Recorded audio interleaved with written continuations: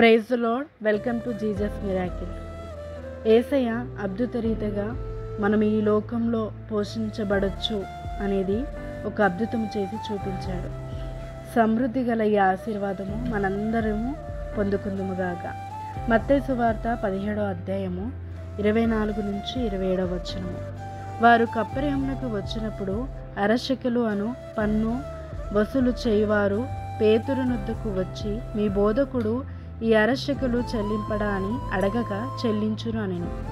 అతడు ఇంటిలోనికి వచ్చి మాటలాడక మునిపే యేసు ఆ సంగతి ఎత్తి, సీమోనా, నీకేమి తోచుచున్నది? భూరాజులను సుంకమును పన్నులు ఎవరి యొద్దను వసూలు చేయుదురు,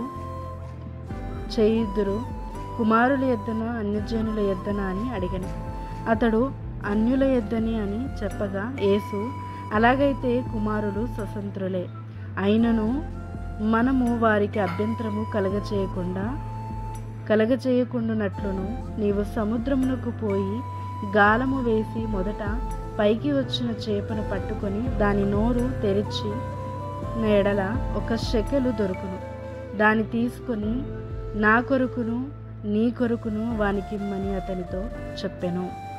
ఇక్కడ అరశకెలు అంటే మరి యేసయ్యది, పేతురుది అక్కడ మరి ట్యాక్స్ చెల్లించాడు యేసయ్య. అయితే ట్యాక్స్ మరి అప్పట్లో కూడా ఉంది. సో అది కట్టడానికి మరి పన్నులు వసూలు చేయవాళ్ళు మరి పేతురుని అడిగినప్పుడు మరి యేసయ్య కడతాడని చెప్పినప్పుడు మరి యేసయ్య అది ఆ విషయము గ్రహించి, నువ్వు వెళ్ళి ఒక గాలము వెయ్యి, ఒక చేప వస్తుంది, ఆ చేప నోట్ల 1 షెకెలు, మరి అది అరశకెలు కట్టాలి, మరి నీకును నాకును కలిపి కట్టమని చెప్తాడు. ఈ భూమి పైన మరి జరగవలసినవన్నీ మరి దేవుని చిత్త ప్రకారమే జరుగుతున్నాయి. దేవుడే అధికారులని, రాజులని, మరి అంతను ప్రభుత్వాన్ని దయచేసింది దేవుడే. మరి వాటికి కూడా మనము గౌరవం ఇవ్వాలి అనేసి కూడా మరి దేవుడు ఇక్కడ మనని నేర్పిస్తున్నాడు. మనము దేవుని కుమారులమైనప్పటికీ స్వతంత్రమే, కానీ వాళ్ళకి అభ్యంతరపరచకుండానట్టుగా చేయాలి అని చెప్పి మరి అక్కడ అద్భుత రీతిగా మరి ఒక చేపని, అవునా, చేప నోట్లో మరి డబ్బులు కదా. నిజంగా ఇది ఎంత అద్భుతము. చాలాసార్లు మరి కొంతమంది అకౌంట్లో డబ్బులలో వస్తాయని కొంతమంది దైవజనులు పలకడము మరి చాలామంది పొందుకున్నారు. మరి సమృద్ధిగా కూడా గొప్పగా ఆశీర్వదింపబడము మరి తెలియకుండానే మరి వారి జీవితంలో గవర్నమెంట్ జాబ్స్ కానీ అనేక రంగాలలో వాళ్ళు ఆశీర్వదించబడ్డారు. కానీ అవి నమ్మరు కొంతమంది. నిజంగా దేవుడు అట్లా చేస్తాడని. కానీ నమ్మిన వారి ఎడల సూచక్రియలు జరుగును.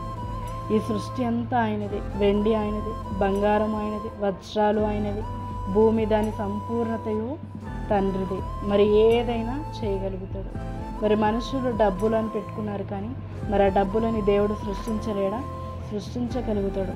అక్కడ కట్టాల్సి వచ్చినప్పుడు మరి ఒక చేప నోట్ల, చేప అంటే ఆశీర్వాదం నోట్లని మళ్ళా ఆశీర్వాదం నీకు ఇవ్వాలి అని దేవుడు మరి నిర్ణయించుకున్నప్పుడు తప్పకుండా నాకు ఇస్తాడు అని నువ్వు నమ్మిన ఎడల దేని నుంచి అయినా దేవుడు నీకు ఆశీర్వాదము తెచ్చిస్తాడు. మరి అనేక దైవజనులకు కూడా మరి అనేక అద్భుతాలు, సూచక్రియలను, మహత్కార్యములను వారి జీవితంలో సమృద్ధి విషయంలో అద్భుతంను జరిగించాడు.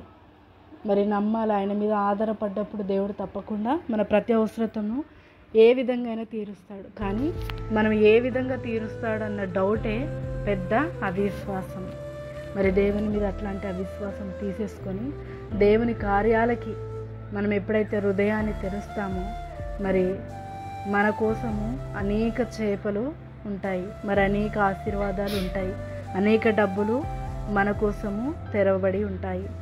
మరి దేవుడు మరి ఈరోజు ఆశ్చర్యరీతిగా నీ అప్పులన్నీ తొలగించునుగాక, నీ కష్టాలన్నీ తొలగిపోనుగాక, నీ వ్యాపారంలో సమృద్ధితో నింపబడి, ఇంతవరకు నేను ఇట్లాంటి ప్లాట్ అమ్మలేను, ఇంతవరకు నేను ఇట్లాంటి బిజినెస్ చేయలేను, ఇంతవరకు నేను ఇట్లాంటి లాభమే చూడలేను, ఇంతవరకు ఇలాంటి ఆరోగ్యాన్ని నేను పొందుకోలేను, ఇంతవరకు ఇట్లాంటి బలాన్ని నాకు కలగలేదు అన్నట్టుగా దేవుడు ఈరోజు ఈ క్షణం నుంచి చేయబోతున్నాడు. నమ్ముతున్నావా?